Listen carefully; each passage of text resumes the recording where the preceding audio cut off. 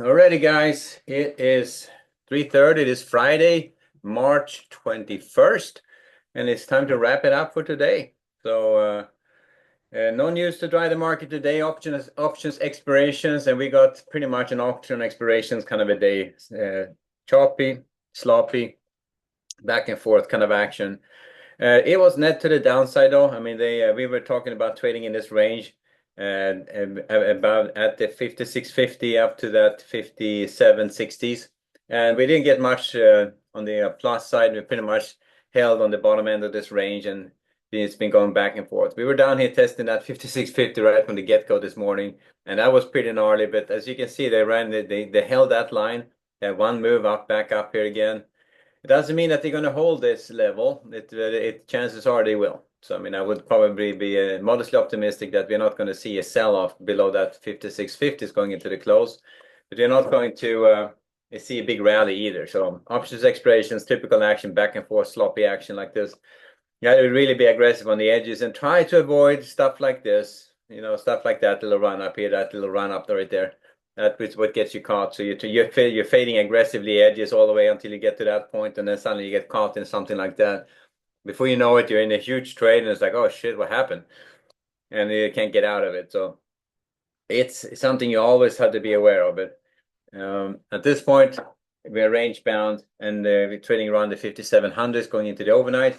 So I would just start off flat out range bound. I mean, I haven't traded. I took a couple of trades on the one trade on the Nasdaq, one trade of gold today. But on the ES, I missed this whole move down early on. It kind of took me by surprise. You always look at that with a bit of skepticism. But before they opened, they ran this all the way down here to the 50s. And then at the open, they ran back up again. C period, retested it, and that was it. That's all we got. And then we're back up from there. So we're trading in this range. I would start off range bound, looking at the same edges as of today. So looking to buy against the 85s. I'm going to may adjust these edges a little bit going into going to be something here around the 70s. Definitely these edges down here at the 60s and the 50s. Those looks to me like they are holding on pretty good. So that would be a better long setup against those two. In the middle here, I'm not sure just yet how to see what that looks like when I did an analysis coming into Monday. And on the way up, if you start seeing some moves to the upside, I mean, we got some range to go here. Unless they start taking out that 57.60s, we're going to be staying range bound. So if they can hold this range where they are right now, we'll start off flat out range bound. If they for some reason close below the lows, we'll lean short. Above the highs, we'll lean long. But starting off range bound going into the overnight Sunday, Monday, that's kind of how to get started. So today has been a difficult day. I had to be always really cautious today because there's all this back and forth churning between strike prices. So range bound AS going into the overnight Sunday, Monday. Same edges, the upper edge 57.60s, the lower edge 56.50s, and that's where we have it. As long as they hold above this volume weighted mean, we have a shot at potentially making the move to the upside, but I'm not going to get excited about that at this point. I don't think that's in the cards for today. Looking at bonds and the Nasdaq, so no trades on the bonds for me at least. They backed off the highs. They've been pretty much ran down here to the 17.12 to 14s and been stuck there since midday, since the London closed. So I think they're going to start off range bound right there. If anything, I would start with a slight bias to the downside given that distribution shape and see if we can retest that low, maybe take it lower. On the Nasdaq, I took one trade here that was after this run up. And as you can see, I did not trade the slop, but after this run up here, I figured out, okay, we're up here against this London high, and they probed it pretty good, backed off a little bit, then you had a lower high, and I figured out, okay, that's good. I missed the rundown though, so I ended up getting in a little bit late on that trade. It went to break even, shook me out, went a little bit lower. This one would have probably shook me out as well, this retracement. So just get $3 out of that trade, and that was it. And then since then they kind of came right back up again, and then back and forth. So at this point, I'm not sure where they're going to go on the Nasdaq, but I'm just staying range bound right in this range. I was tempted to hop on a short trade here on the way down, but caught myself. This is exactly the stuff you get caught in. It looks like they're going to run it lower, and then they stall. And this is just typical expiration stuff. They run it, there's no follow through on anything. There's a little bit lower, a little bit higher, but sometimes you get this big run and you just get caught in it. So you have to be cautious about it.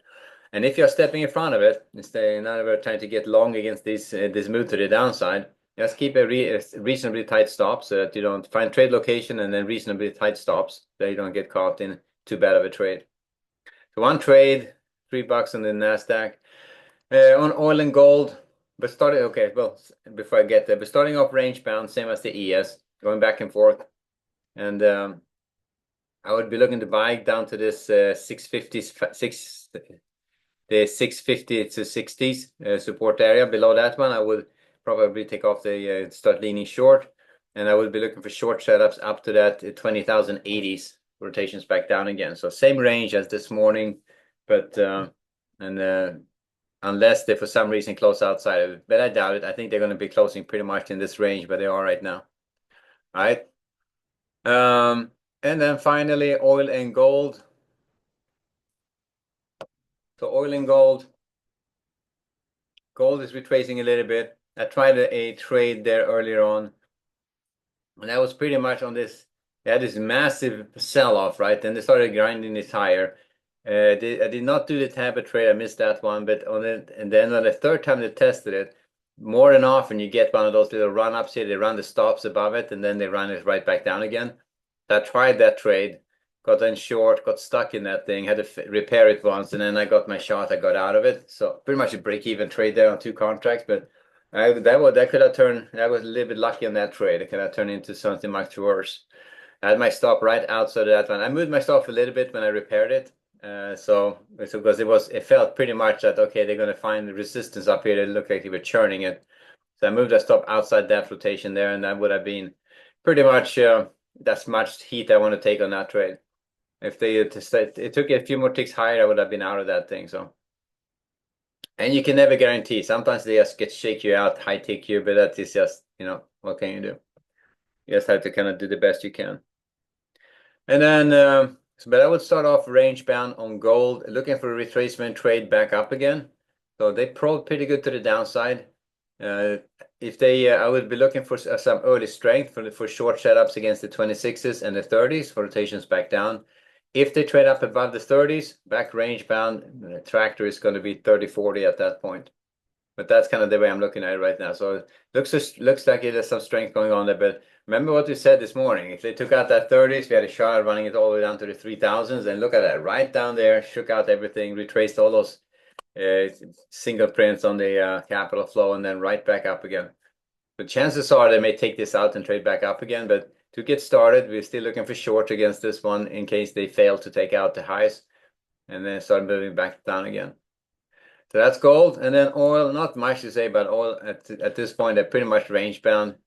Having done a lot of range trading on oil at this point, we stayed on the long side this morning. They're going to buy weakness down to the 67.50s. And so far that trade kind of has worked. The buying against the 67.70 works well. But that was it, And then so far the range hasn't been that great. So I have not tried to trade oil at all. So kind of left that to the sidelines. So that's kind of where we're at. So range bound oil, I would start pretty much flat out range bound, and then on gold, I'm starting with a slight bias to the upside to see, or looking for early strength to see if you can get short against these upper areas for rotations back down again. And then if to take out that 30s, the 3030s, and we're back up in the 40 range again. All right, so that's oil and gold. Back to the ES, and so far one trade on the Nasdaq got shaken out of that one, and then one trade on gold, which I scratched, and that was about it.